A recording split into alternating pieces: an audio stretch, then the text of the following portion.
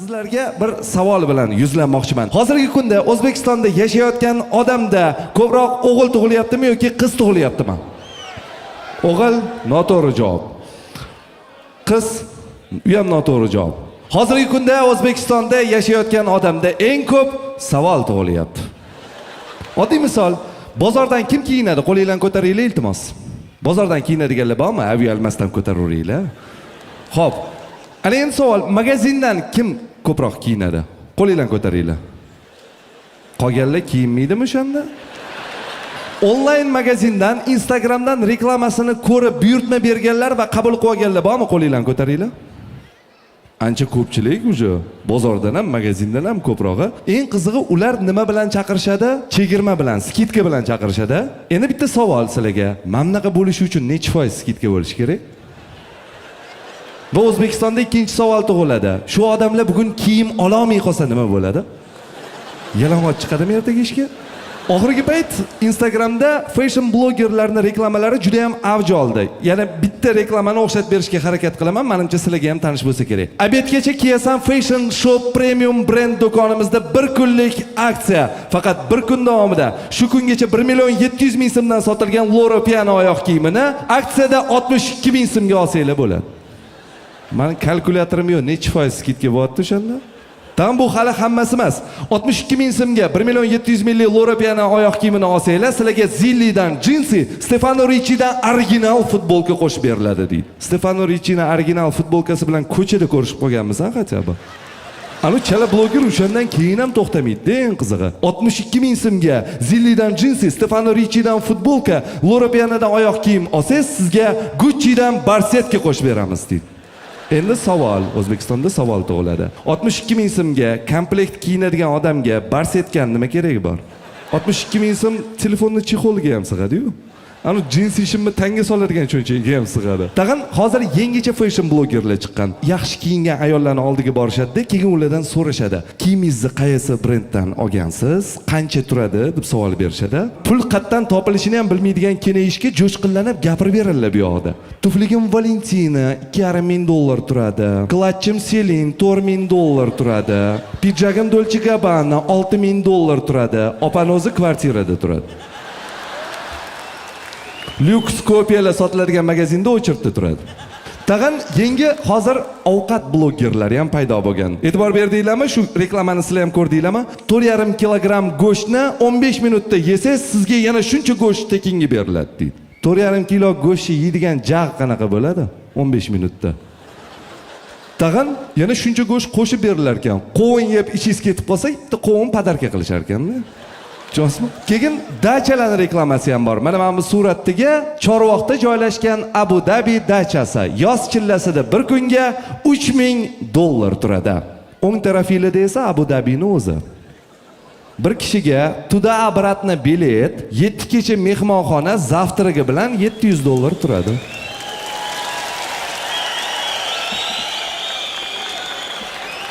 O'zbekistonda yana savol tug'iladi. Qaysi biri Abu Dhabi? Elon Musk'ni taniysizlar, dunyoning eng boy odami, Tesla'ning egasi. $190 milliard puli bor shu odammi? Bittasi nima deydi? Bu ham bloger. Chiqib O'zbekistonda tug'ilganda Elon Musk zo'r bo'lardi. 190 milliard pulni O'zbekiston iqtisodiyotiga yo'naltirardi deydi. Birinchidan O'zbekistonda tug'ilganda u Elon Musk emas, Suvilon Musk bo'lardi. 190 milliard puli bo'lmas edi uni, bilasizlar? Bir kun prokuraturadan tekshiruv, bir kun налоговыйdan tekshiruv. Bir kun Pajarniydan, bir kun mahalla komiteti yordam so'rab chiqqan. Oqibatda O'zbekistonda tug'ilganda Elon Muskka eng katta orzusi Tesla'ni yaratish, Marsga uchish, butun dunyoga tekin Wi-Fi tarqatish bo'lmas edi. O'zbek Elon Muskka asosiy maqsadi qora Gentra olish bo'lardi. Tonirovka qilish bo'lardi. Mers rul bilan Malibu bar o'rnatish bo'lardi. Yakkasaroyda to'y qilish bo'lardi. Jeb puli ko'payib ketsa, xotinni ikkita qilish bo'lardi. Ikkinchi xotindan zvonok keldi kimgadir. Lekin bitta masalada Elon Muskdan biz ustunmiz, bilasizlarmi? 2016-yilda aytgan, Marsga uchaman degan. Lekin 8 yildan beri hozircha uchgani yo'q. Bizani o'zbeklar zo'r deb 5 tasi yig'ilsa, sразу Marsga uchib yuboradi. Marsdan turib baqirdilar, hozir. Lekin Ilon Maskdan ustun taraflarimiz haqiqatda kam emas. Chunki o'zbek xalqidan Alisher Navoiy chiqqan, Zahiriddin Muhammad Bobur chiqqan, Mirzo Ulug'bek chiqqan, Amir Temur chiqqan. Eng yomoni bilasizlarmi nima? 6 asrdan beri Alisher Navoiy chiqqan, Amir Temur chiqqan, Bobur chiqqan, Mirzo Ulug'bek chiqqan. Zavod o'shanda yopilgan. Yo'q, u ham Ortiqxo'jayevga o'tib ketganmi? Lekin o'zimizning yengilliklardan qo'ymasin. Aslini olganda, yaqinda bitta yengillikni eshitib, o'tirgan joyimdan yiqilib tushay dedim. Diqqat bilan eshiting faqat. Qashqadaryoda dalada mehnat qilayotgan dehqonni chaqmoq urib o'ldirdi. Tuman prokuraturasi tergovga qadar surishtiruv ishlarini olib bormoqda. Kimni tergov qiladi? Chaqmoqnimi? 97-modda A va B bandlarida aybdor deb topilib, chaqmoq 16 yilga kesilib ketgan. Jinoiy faoliyatga sherik qilib, yomg'irni ham 6 yilga koloniyaga jo'natishgan. Yana bitta yangilik, buni ko'pchiliginglar ko'rgan bo'lsanglar kerak.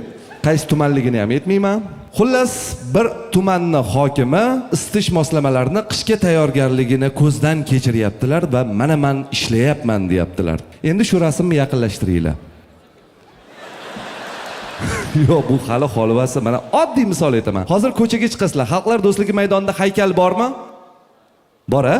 Shomahmudovlarga atab o'rnatilgan haykal bor. 15 ta yetim bolani urush davrida saqlab olgan haqiqiy qahramonlar, faxrlansak arziydi. Mana shu haykalni 10 yilcha oldin kimdir ipodrom tarafga olib borib qo'ygan edi. Yaqinda yana qaytarib olib kelib qo'yishdi. Shomahmudovlar urush davrida ham bunaqa sarson bo'lmaganda. Bir so'z bilan aytganda, biz ilmga, farzandlarimizni ta'limiga bor pulimizni sarflamas ekanmiz, ertaga bolalarimiz to'yinga san'atkorlardan kimni chaqirasan desa, Alisher Navoiy chaqiraman deydi. Chingizxonga qarshi Jaloliddin Ahmadaliyev kurashgan deydi. Nexi 2 legenda deydi. Boshqacharoq aytadigan bo'lsak, farzandlarimizni savodli qilmagunimizcha O'zbekistonda gaz tugaydi, svet tugaydi.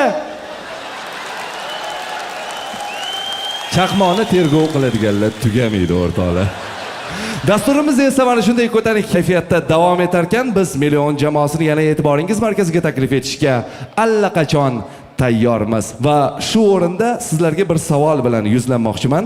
So'nggi vaqtlarda, oxirgi yillarda O'zbekiston televideniyasida kerak-kerakmas ko'rsatuvlar ko'payib ketdi deganlar qarsa echarsin faqat. Ba'zi ko'rsatuvlar haqiqatni gapirishingiz uchun hasharotlar bilan cho'chitayotgan bo'lsa, yana bir boshqa kanalda umrida choy qaynatmagan san'atkor ovqat pishirayotgan bo'ladi. Eng maza qiladiganim yarim kechasi tunda 5-6 kishi galstuk kostyumda chiqib, butun shaharning muammolarini hal qilib tashlaydigandek bahs munozara yuritishadi. Efirda kerak-kerakmas tok shousi. Qadrli teletomoshabinlar, tungi soat 2:30 da agarda kimgadir bizning fikrimiz qiziq bo'ladigan bo'lsa, efirda jamiyatimizga nimalar kerak, nimalar kerak emas aniqlab beruvchi tok show. Demak, mehmonlarimiz bilan tanishtirib o'taman. Jamiyatimizda o'z o'rniga ega insonlar hamda bloger. Assalomu alaykum. Assalomu alaykum. Xush kelibsiz va motivator va maxsus mehmonimiz O'zbekiston Davlat arxividan Ma'rifjon Nosirov. Xush kelibsiz. Assalomu alaykum. Men hammani bilaman. Chokchimu, nima qilgan, kim nechinchi yil tug'ilgan, hammani bilaman. Meni ham bilasizmi? Ha. Nechinchi yil tug'ilganman? Necha yoshsan? 26. 98. Bilar ekanlar. Men buni ham bilaman. Mana buni ismi Bekzod. 2 yil oldin bitta qiz bilan chomoq nimadir qilgan. Keyin Rossiyaga qochib ketgan. Mana 1 yil bo'ldi kelganiga.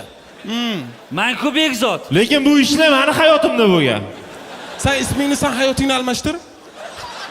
Seni topdimmi? Meni topdingiz.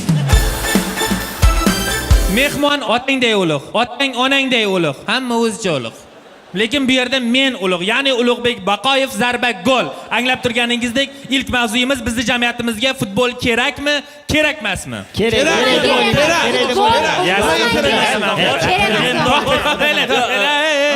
Jamiyatimizga o'xshab turishini qaranglar. Birov eshitmaydi. Bitta gapiramiz. Bizga futbol kerak. Bizga raqib jamoalar kerak emas. Raqib kerak emas. O'ziga o'zi bo'linib o'ynasin, o'shani O'zbekiston yutqizmaydi. Bizga futbol kerak emas. Futbol orqasidan gaz muammosi kelib chiqyapti.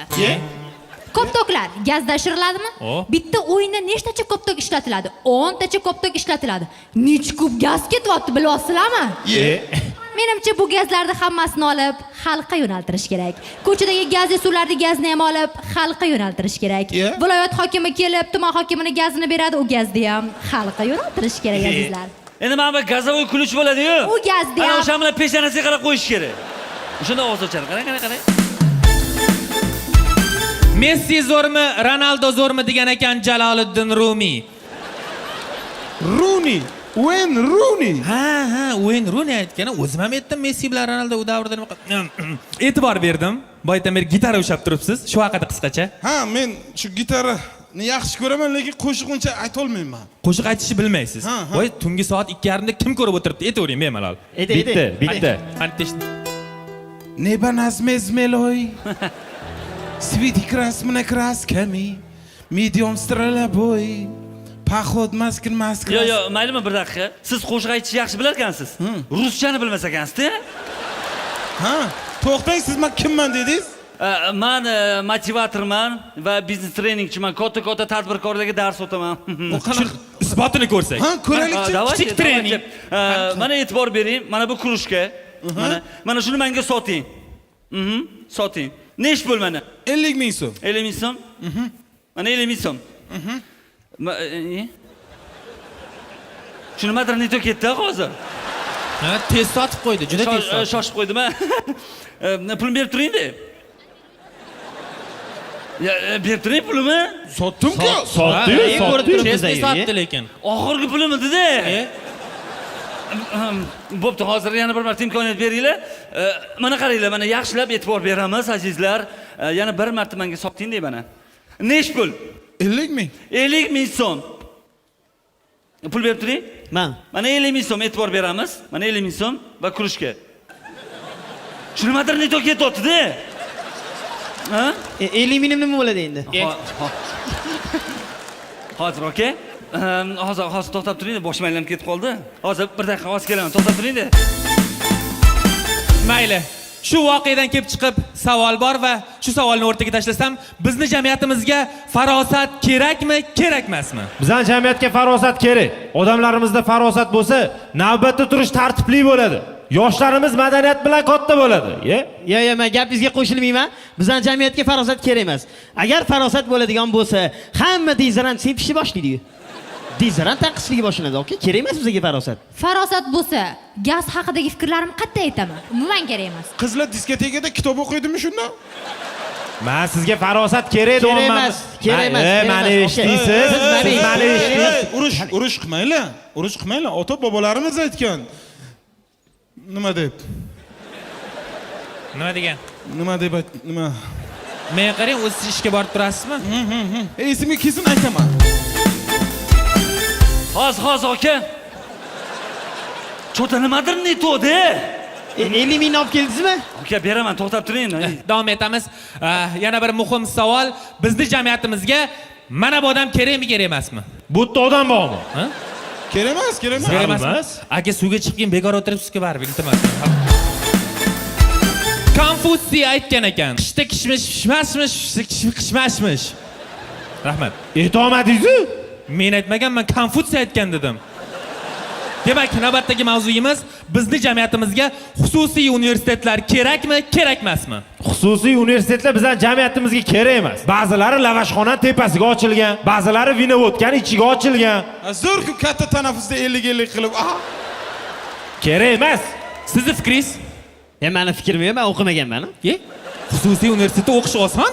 Yo'q. Ha, maktab bitirganmisiz? Ha? Ishoning, o'sha bemalol kirsangiz bo'ladi. Pulingiz bormi? 16 ming dollar pulim bor. Siz 2-kurssiz.